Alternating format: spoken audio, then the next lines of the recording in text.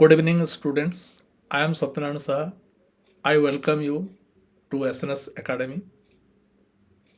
Yesterday, I had given first lecture about Indian polity by Laxmikanth. Connect concept and clarity. So at first, I discussed what I taught yesterday. जो historical background constitution का रहता है वो दोनों भाग में divide किया जाता है, जैसे कि कंपनी रोल और क्राउन रोल। कंपनी रोल रहता है 1873 1700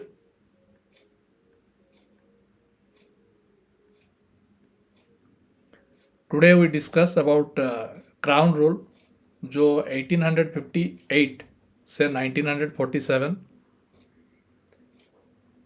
89 ईयर्स एक कंपनी रोल से ज़्यादा है। कंपनी रोल में क्या हुआ था, ना सेंट्रलाइज पावर को सेंट्रलाइज किया गया था, इसमें डिसेंट्रलाइज होता है, जो कि 1857 में एक इवेंट हुआ था जिसको बोला जाता है फर्स्ट वार ऑफ इंडिपेंडेंस बोला जाता है और सिपाही म्यूटिनी बोला जाता है, जो कि ब्रिटिश एम्पायर को हिला कर रख दिया था। वहाँ पर मंगल पांडे, रानी लक्ष्मीबाई, बहुत क्रांतिकारी आए थे। तो अभी हम डिस्कस करेंगे government of India act of 1858। This significant act was enacted in the wake of the revolt of 1857, also known as the First War of Independence or the सिपाही म्यूटनी। तो ये जो एक्ट है ये रिवोल्ट ऑफ 1857 का impact है। The act known as the act for the good government of India. Britisher लोग feel किए जो इंडियन के लिए कुछ अच्छा करना चाहिए जो उन लोग के लिए कन्वीनियंट होगा, इसीलिए गुड गवर्नमेंट ऑफ इंडिया बोला जाता है। गुड गवर्नमेंट ऑफ इंडिया अच्छा एडमिनिस्ट्रेटिव नियम, अच्छा रूल रेगुलेशन लाए। Abolished the East India company. East India company का रूल खत्म हो गया and transferred the power of government, territories and revenue to the British crown. और जो पावर रहा टेरिटोरीज का, रेवेन्यू का, वो पावर डायरेक्टली ट्रांसफ़र कर दिया गया ब्रिटिश क्राउन को। और यहाँ पर क्या फीचर्स है वो हम देखते हैं, ये है आपका स्क्रीन पर।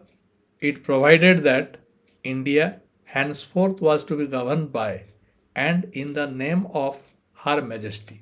हर मैजेस्टी से शुरुआत होगा। It change the designation of the governor general of India to that of viceroy of India. Governor general of India का डेजिग्नेशन चेंज हो गया, जो हो गया viceroy of India.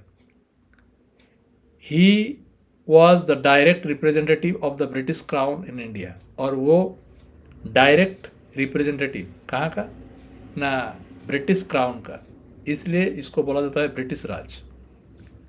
Lord Canning thus became the first viceroy of India.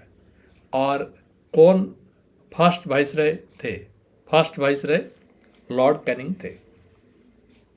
It ended the system of double government by abolishing board of control and court of directors. Yesterday I taught about board of control and court of directors. वो जो उसको बोला जाता है double government, जैसे board of control वो control करता था और कोर्ट ऑफ डायरेक्टर्स वो पॉलिटिकल इवेंट्स ये सब को रेगुलेट करते थे। It created new office secretary of state for India vested with complete authority and control over Indian administration.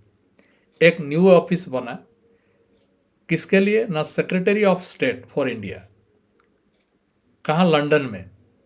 उसको इंडियन मंत्री भी बोला जाता है, और वो रहेगा ब्रिटिश कैबिनेट का। The secretary of state was a member of the British cabinet and was responsible ultimately to the British parliament. वो रेस्पॉन्सिबल रहा कहाँ पर ना, ब्रिटिश पार्लियामेंट, इंडियन लोग का साथ नहीं।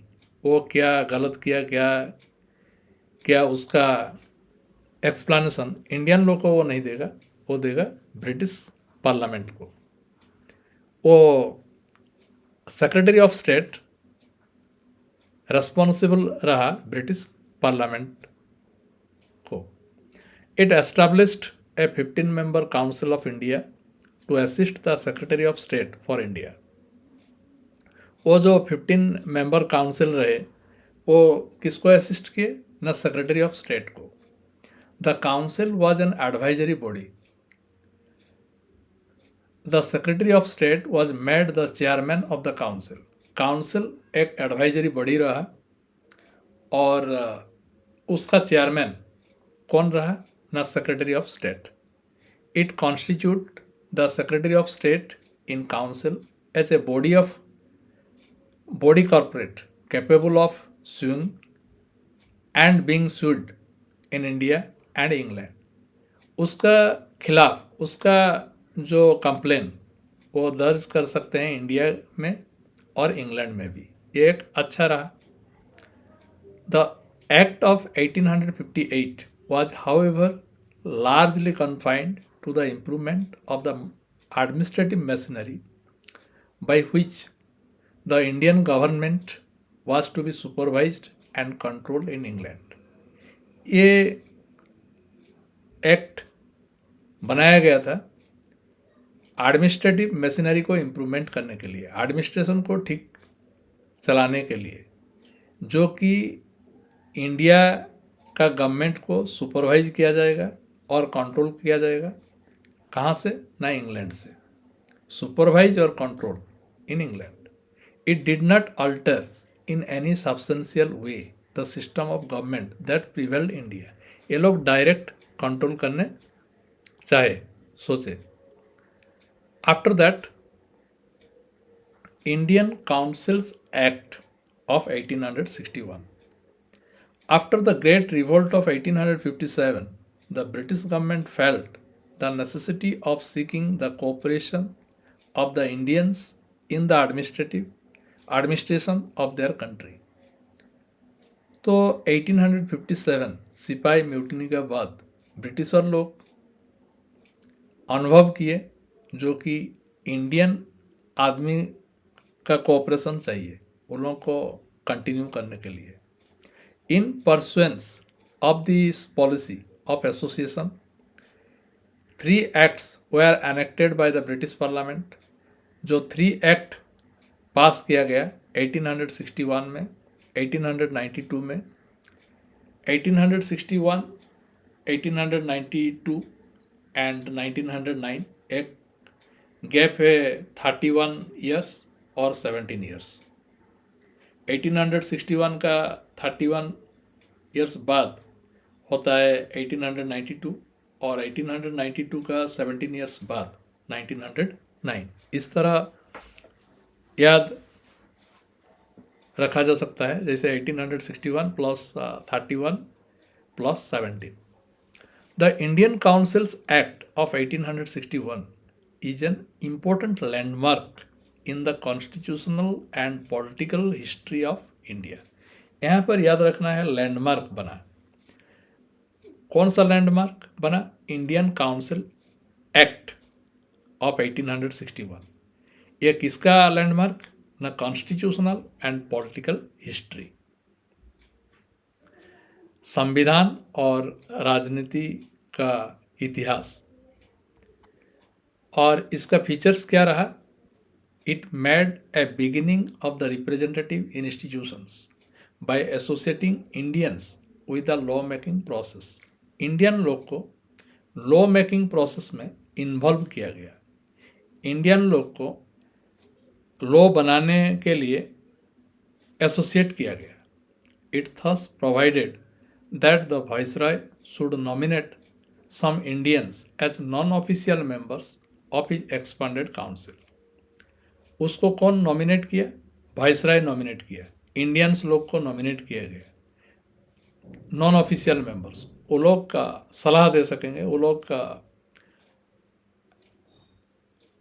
बोल सकेंगे, लेकिन वो लोग का मॉडिफाई रेक्टिफाई ये सब नहीं कर पाएंगे, वो नॉन ऑफिशियल रहे. In 1862, Lord Canning, then Viceroy, nominated 3 Indians to his legislative council: the Raja of Benares, the Maharaja of Patiala, and Sir Dinakar Rao. तो लॉर्ड कैनिंग 3 इंडियंस को चूज किए थे लेजिस्लेटिव काउंसिल में. वो याद रह जाएगा, जैसे राजा ऑफ बनारस, महाराजा ऑफ पटियाला और सार दिनकर राव. ये तीनों आदमी को, ये 3 डिग्निफाइड पर्सन को. और it initiated the process of decentralisation by restoring the legislative powers to the Bombay and Madras presidencies. It thus reversed the centralizing tendency that started from the Regulating Act of 1773 and reached its climax under the Charter Act of 1833. तो यहाँ पर जो regulating act 1773 था और charter act 1833 था, उसमें क्या किया गया था ना, पावर को सेंट्रलाइज किया गया था. यहाँ पर उसको रिवर्स किया गया, डिसेंट्रलाइज किया गया. बॉम्बे मद्रास को, उन लोगों को भी लॉ बनाने के लिए अपॉर्चुनिटी दिया गया. This policy of legislative devolution resulted in grant of almost complete internal autonomy to the province in 1937. उसी तरह इंटरनल ऑटोनॉमी क्रिएट करने के लिए उन लोगों को समय लगा. 1937 में कंप्लीट इंटरनल ऑटोनॉमी उन लोगों को मिल गया. It also provided for the establishment of new legislative councils for Bengal, north western province and Punjab, which were established in 1862, 1886 and 1897 respectively. और लेजिस्लेटिव काउंसिल एस्टैब्लिशमेंट के लिए बंगाल, नॉर्थ वेस्टर्न प्रोविंस और पंजाब एस्टैब्लिश्ड हो गए. It empowered the viceroy to make rules and orders for the more convenient transaction of business in the council. वो जो council को चलाने के लिए वाइसराय को एम्पावर किया गया और रूल रेगुलेशन बनाने के लिए इजी हो गया. It also gave a recognition to the portfolio system introduced by Lord Canning in 1859. ये क्वेश्चन हो सकता है, जैसे पोर्टफोलियो सिस्टम कौन शुरुआत किए थे? लॉर्ड कैनिंग शुरुआत किए थे. कब शुरुआत किए थे? 1859 में. पोर्टफोलियो मतलब डिपार्टमेंट, जैसे डिफेंस का डिपार्टमेंट हो, एग्रीकल्चर का डिपार्टमेंट हो, एजुकेशन का डिपार्टमेंट हो. वो एक पर्सन को इंचार्ज किया गया और उसको ऊपर दिया गया, जो तुम डिफेंस का काम संभालोगे, तुम एग्रीकल्चर का काम संभालोगे, तुम इंफॉर्मेशन का काम संभालोगे, like that. Under this, a member of this Viceroy councils was made in charge of one or more departments of the government. एक डिपार्टमेंट और एक से ज़्यादा भी डिपार्टमेंट दिया गया. And was authorized to issue final orders. वो लोग फाइनल ऑर्डर्स इशू करेंगे on behalf of the council on matters of his departments. It empowered the Viceroy to issue ordinance without the concurrence of the legislative council during an emergency. जो viceroy है वो ordinance issue कर सकता है जिस समय emergency हुआ. The life of such an ordinance was 6 months. वो ऑर्डिनेंस रहेगा 6 मंथ तक valid. Indian councils act of 1892, इसका फीचर क्या है? It increase the number of additional non official members in the central and provincial legislative councils, but maintain the official majority in them. यहाँ non official members को बढ़ाया गया, but maintain the official majority, official majority रहेगा in them. It increased the functions of legislative councils and gave them the power of discussing the budget and addressing questions to the executive. वहाँ पर budget का discussion होगा. Budget मतलब estimation of expenditure, income, और वो question भी पूछा जाता है executives. It provided for the nomination of some non official members of the central legislative council by the viceroy on the recommendation of the provincial legislative council and Bengal chamber of commerce. Central legislative council में जो member nominate होंगे वो viceroy nominate करेगा. किसका recommendation? ना provincial legislative council का और Bengal chamber of commerce का. That of provincial legislative councils by the governors on the recommendation of the district boards, municipalities हुआ, universities, trade associations, zamindars and chambers. The act made a limited and indirect provision for the use of election in filling up some of the non-official seats both in the central and provincial legislative council. The word election was, however, not used in the act. Election वो act में use नहीं किया गया था. The process was described as nomination. वहाँ पर nomination कर कर सिलेक्ट किया जाता था on the recommendation of certain bodies. After that comes Indian council act, जो कि 1909. इंडियन काउंसिल एक्ट ऑफ 1909 को मर्ले मिंटो रिफॉर्म्स बोला जाता है. मर्ले मिंटो रिफॉर्म्स क्यों बोला जाता है? Lord Merle, secretary of state for India, और लॉर्ड मिंटो क्या है ना, वाइसरॉय ऑफ इंडिया. एक सेक्रेटरी, दूसरा viceroy.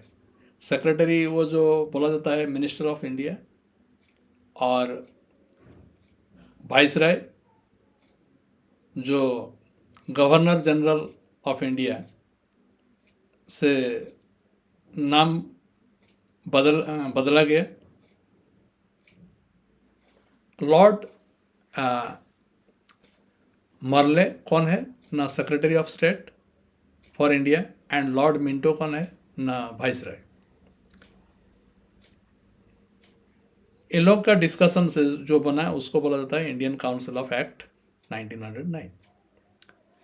It considerably increased the size of the legislative council. Increase कर दिया गया both central and provincial का.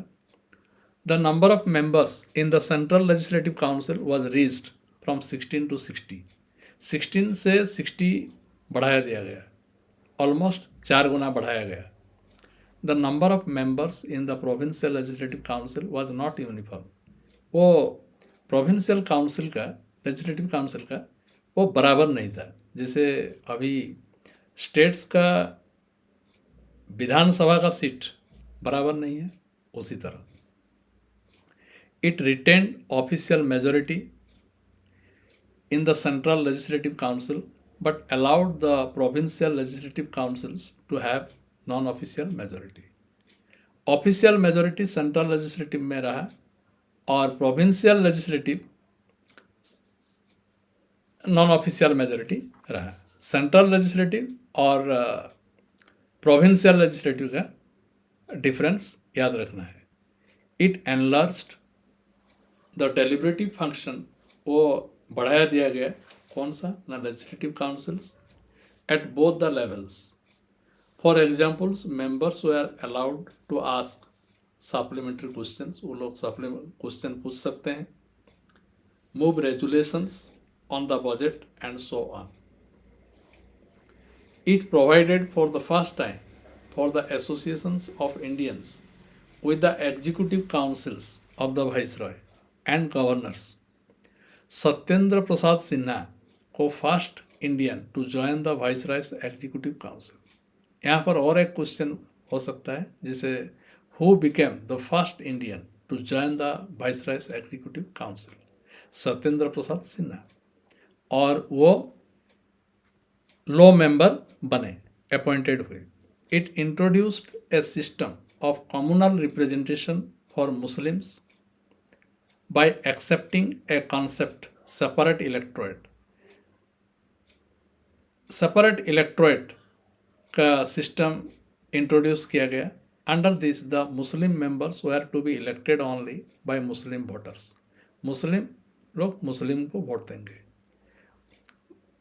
Thus the act legalized, इसको बोला जाता है communalism, and Lord Minto came to be known as the father of communal electorate।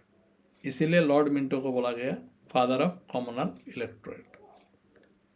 It also provided for the separate representation of presidency corporation, chambers of commerce, universities and zamindars.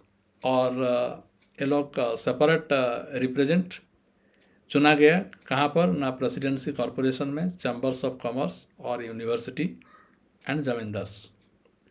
उसके बाद आता है government of India act of 1919। वो on August 20, 1917 the British government declared for the first time that it's objective was the gradual introduction of responsible government in India.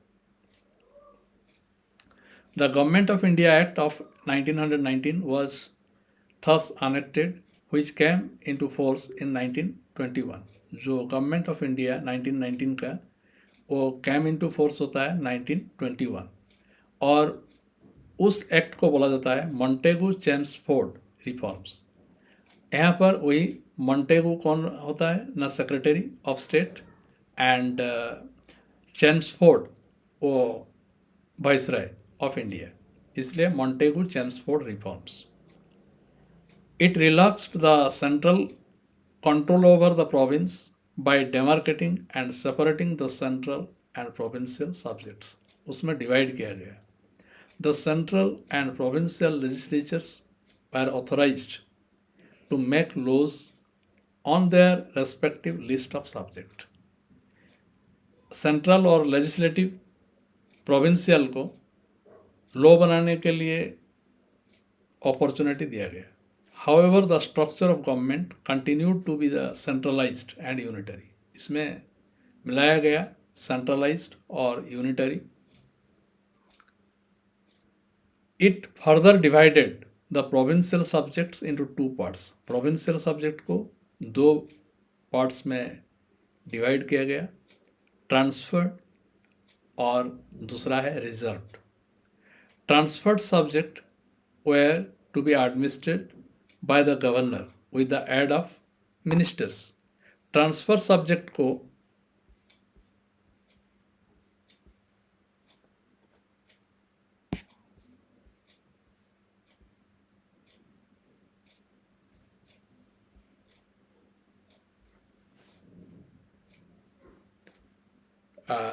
Transferred subject को were to be administered by the governors with the aid of minister responsible to the legislative council, or reserve subject on the other hand were to be administered governor and his executive councils without being responsible to the legislative council।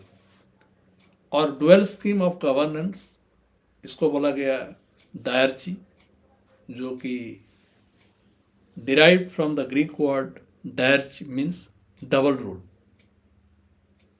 However, this experiment was largely unsuccessful। ये diarchy successful नहीं रहा। It introduced for the first time bicameralism and direct elections in the country. यहाँ पर लागू हो जाता है bicameralism, मतलब दो हाउस, जैसे इंग्लैंड में है house of Lord and house of Commons, India में लोकसभा राज्यसभा। बाइकैमरलिज्म मतलब दो हाउस रहा, and direct elections in the country. Thus, the Indian Legislative Council was replaced by a bicameral legislature consisting of upper house, जो कि Council of States, and lower house, Legislative Assembly. The majority of members of both the houses were chosen by direct election. Majority of members को direct election हुआ.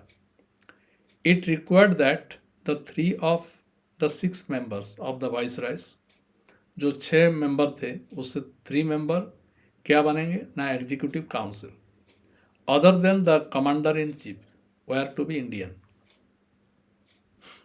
It extended the principle of communal representation by providing separate electorates, जिस तरह Sikh, Indian Christians, Anglo Indians, Europeans, separate electorate होगा। It granted franchise to a limited number of people on the basis of property, tax, or education. It created a new office of the High Commissioner for India in London and transferred to him some of the functions hitherto performed by the Secretary of State for India. और एक new office खोला गया जिसको high commissioner बोला गया for India in London, और and transferred to him some of the function इधर तो secretary of state for India का सम फंक्शन उसको ट्रांसफर किया गया। It provided for the establishment of a public service commission, और एक पब्लिक सर्विस कमीशन को सेटअप किया गया।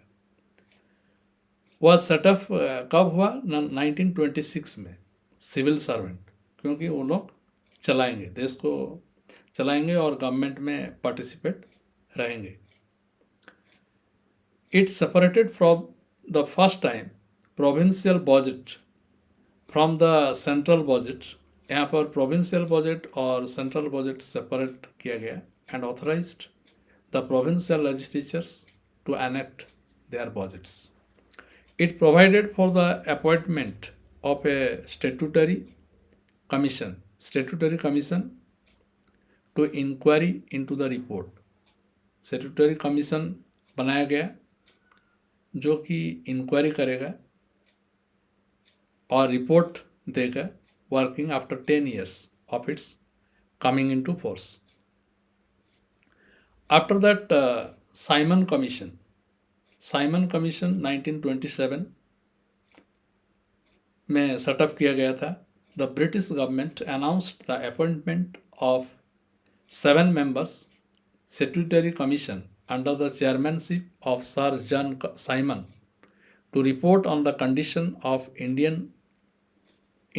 under its new constitution. तो साइमन कमीशन 7 मेंबर्स से फॉर्म हुए थे और सभी मेंबर्स ब्रिटिशर थे, वहाँ पर एक भी इंडियन नहीं थे। उन लोगों को बोला गया इंडिया का बारे में मतलब रूल रेगुलेशन बनाने के लिए। All the members of the commission were British and hence all the parties boycotted the commission. जिस तरह सब ब्रिटिशर थे, इसीलिए इंडिया में जो पार्टी था, पॉलिटिकल पार्टीज थे, वो लोग उसका एक्सेप्ट नहीं किए, बॉयकॉट किए।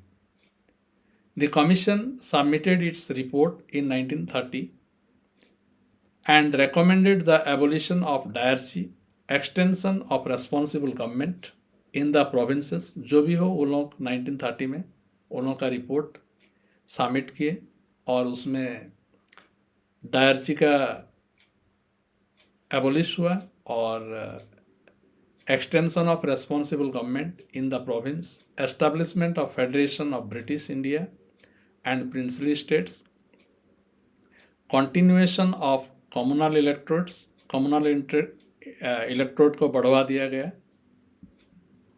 and so on. To consider the proposals of the Commission, the British government convened 3 round table conference of the representatives of the British government. 3 round table conference हुआ था. British India and India princely states. On the basis of these discussions, a white paper on constitutional reforms was prepared. Constitutional reforms prepared किया गया and submitted for the consideration of the Joint Select Committee of the British Parliament. The recommendations of this committee were incorporated with certain changes in the next Government of India Act of 1935. उसका बाद आता है communal award. Communal award in August 1932, Ramsay McDonald, the British prime minister, announced a scheme of representation of the minorities which came to be known as the communal award. उस समय Ramsay McDonald British का prime minister थे. वो लोग सोचे कि हम लोग कुछ माइनॉरिटीज़ के लिए कुछ करना चाहिए. वो लोग उसको बोला जाता है कॉमनल अवार्ड. उसको कुछ स्पेशल प्रिविलेज देना चाहिए. The award not only continued separate electorates for the Muslim, Sikhs, India, Christians, Anglo Indians and Europeans, but also extended it to the depressed classes. Depressed classes मतलब शेड्यूल कास्ट, ये सबको भी privilege दिया जाएगा. Gandhiji was distressed over the extension of the principle of communal representation to the depressed classes and undertook fast unto death in Yerewada jail. तो गांधी जी इसका खिलाफ थे, जो communal representation, extension of the principle of communal representation, इसका खिलाफ थे और वो अनशन किए. कहाँ पर? ना यरेवाड़ा जेल में. At last there was an agreement between the leaders of the Congress and the depressed classes. एक एग्रीमेंट हुआ जो लीडर ऑफ कांग्रेस और डिप्रेस्ड क्लासेस का. The agreement known as Poona pact. जिस एग्रीमेंट को बोला जाता है Poona pact, retained the Hindu joint electorate and gave reserved seats to the depressed classes. जो डिप्रेस्ड क्लासेस रहे वो हिंदू में रहेंगे. उसका बाद आता है government of India act of 1935. The act marked a second milestone towards a completely responsible government in India. ये सेकेंड माइलस्टोन की तरह लिया जाता है. It was a lengthy and detailed document. ये लेंदी था और डिटेल डॉक्यूमेंट था जिसमें 321 सेक्शंस एंड 10 शेड्यूल्स, जिसमें 321 सेक्शन है और 10 शेड्यूल्स था. It provided for the establishment of an all India federation consisting of provinces and princely states as units.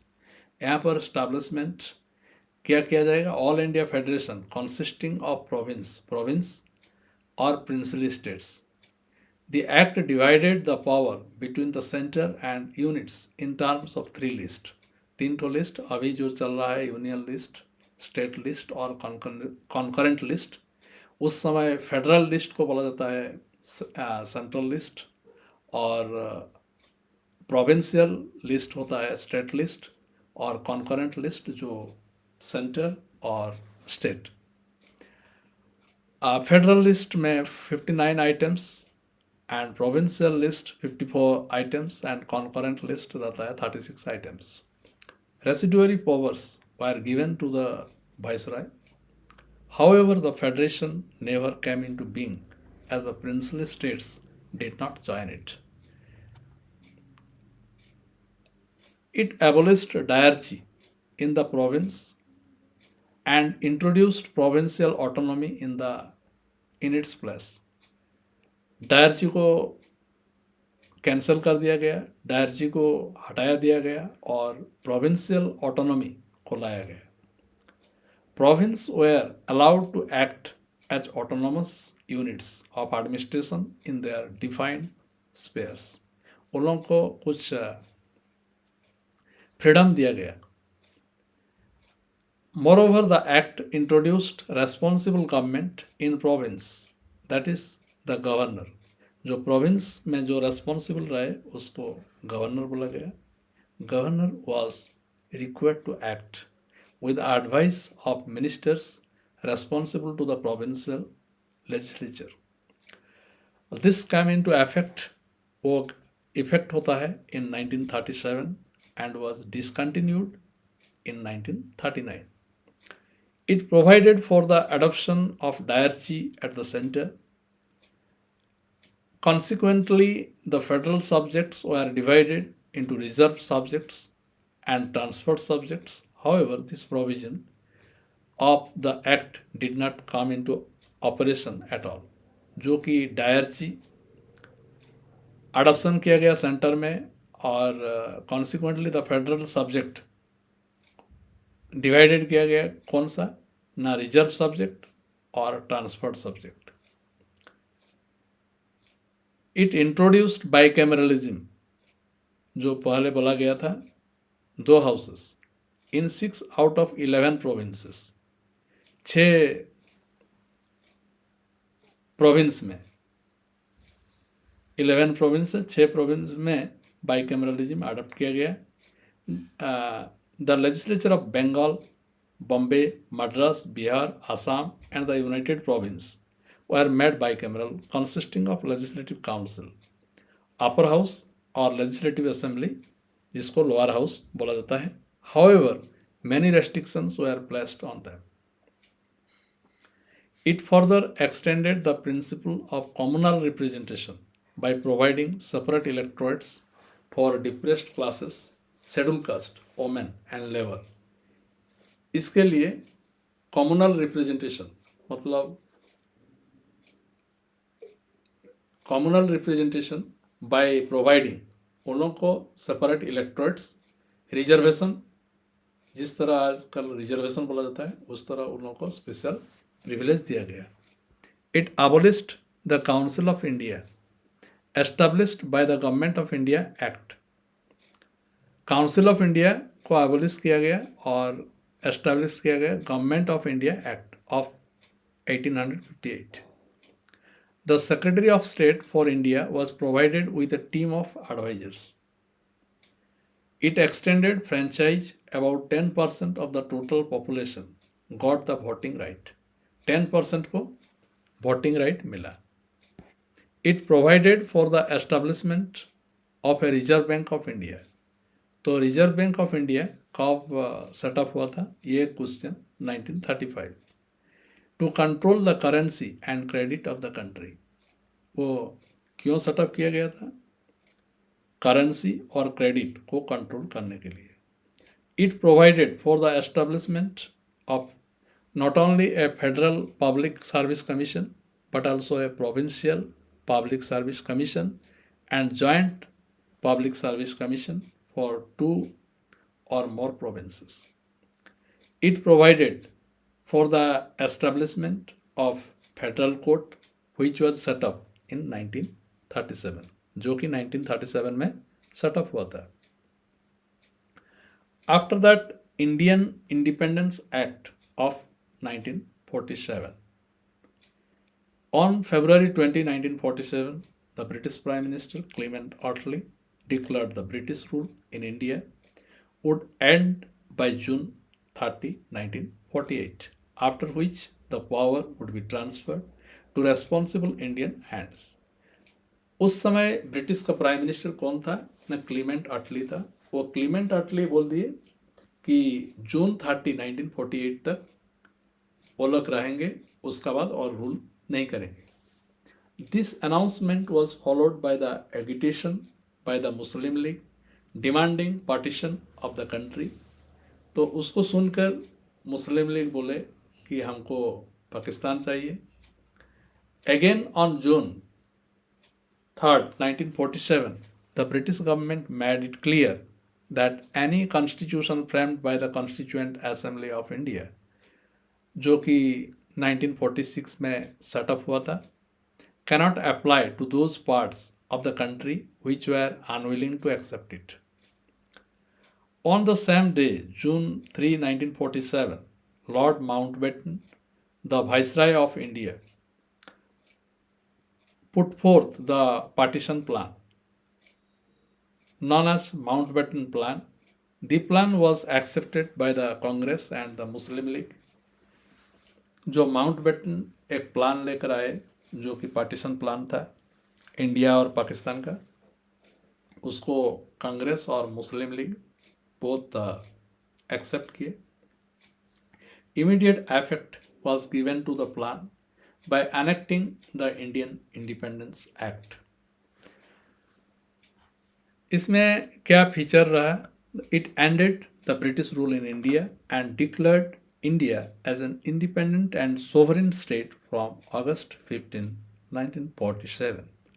वो ब्रिटिश रूल का एंड हो जाता है और इंडिया डिक्लेयर्ड होता है इंडिपेंडेंट और सॉवरेन स्टेट. सॉवरेन स्टेट मतलब वो अपना रूल रेगुलेशन बना पाएगा, उसमें कुछ बाहर कंट्री इंटरफेरेंस नहीं कर पाएंगे. It provided for the partition of India and creation of two independent dominions of India and Pakistan with the right to secede from the British Commonwealth.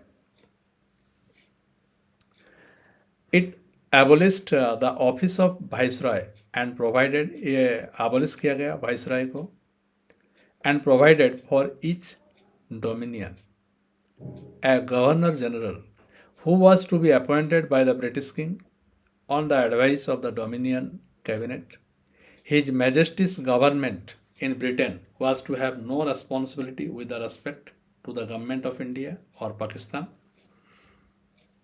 Viceroy का post abolish किया गया. His Majesty's government in Britain was to have no responsibility उसका with respect to the government of India or Pakistan. It empowered the Constituent Assembly of the two dominions to frame and adopt any constitution for their respective nations and to repeal any act of the British Parliament, including the Independence Act itself. उन लोगों को empower किया गया जो constitution बनाने के लिए वो लोग अपना रूल रेगुलेशन बना सकते हैं. It empowered the constituent assemblies of both the dominions to legislate for their respective territories till the new constitutions were drafted and enforced. No act of the British Parliament passed after August 15, 1947 was to extend to either of the new dominions unless it was extended thereto by a law of the legislature of the dominions. उन लोगों का अगस्त 15, 1947 के बाद और कुछ भी act पास नहीं होता है. Supremacy everything they transferred. It abolished the office of the Secretary of State for India and transferred his functions to the Secretary of State for Commonwealth Affairs. ये सब abolish किया जाता है. कौन सा post? Secretary of state. It proclaimed the lapse of the British paramountcy over the Indian princely states and treaty relations with tribal areas from August 15, 1947. It granted freedom to the Indian princely states either to join the Dominion of India or Dominion of Pakistan or to remain independent. उन लोगों को princely states को freedom मिला जो वो लोग अपना हिसाब से अपना विश से इंडिया में ज्वाइन कर सकते हैं, पाकिस्तान में ज्वाइन कर सकते हैं और चाहे तो इंडिपेंडेंट रह सकते हैं.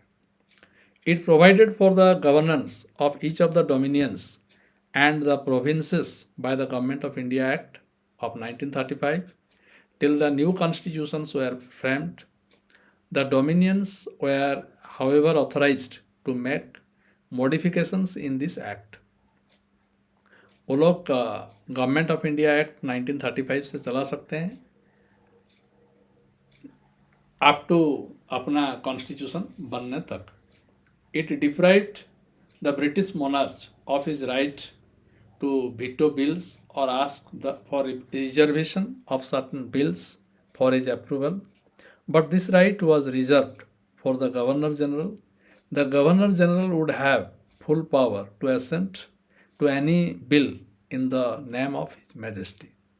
उस समय इंडिया इंडिपेंडेंट हुआ, उन लोगों को डोमिनियन स्टेटस, मतलब at that time governor general रहे थे क्योंकि इंडियन का कॉन्स्टिट्यूशन कंप्लीट नहीं हुआ था.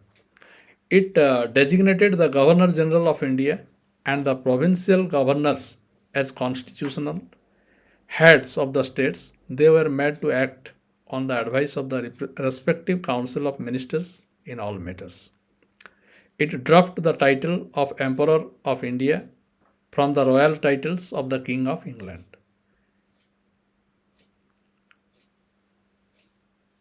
टाइटल सबको हटाया दिया गया. It discontinued the appointment to the civil services and reservation of post by the Secretary of State for India. The members of the civil services appointed before August 15, 1947 would continue to enjoy all benefits that they were entitled to till that time. लेकिन जो UPSC, जो civil service, ये सब continue किए, वो service चलता रहा, continue रहा. At the stroke of midnight, 14-15 August 1947, the British rule came to an end, and power was transferred to the two new independent dominions of India and Pakistan. Lord Mountbatten became the first Governor General of the new dominion of India. 14th में 14th midnight 15th में India Pakistan divide हो गया और दो ठो independent dominion status मिल गया और Lord Mountbatten first governor general of new dominions of India का बन गए और वो जवाहरलाल नेहरू को फर्स्ट प्राइम मिनिस्टर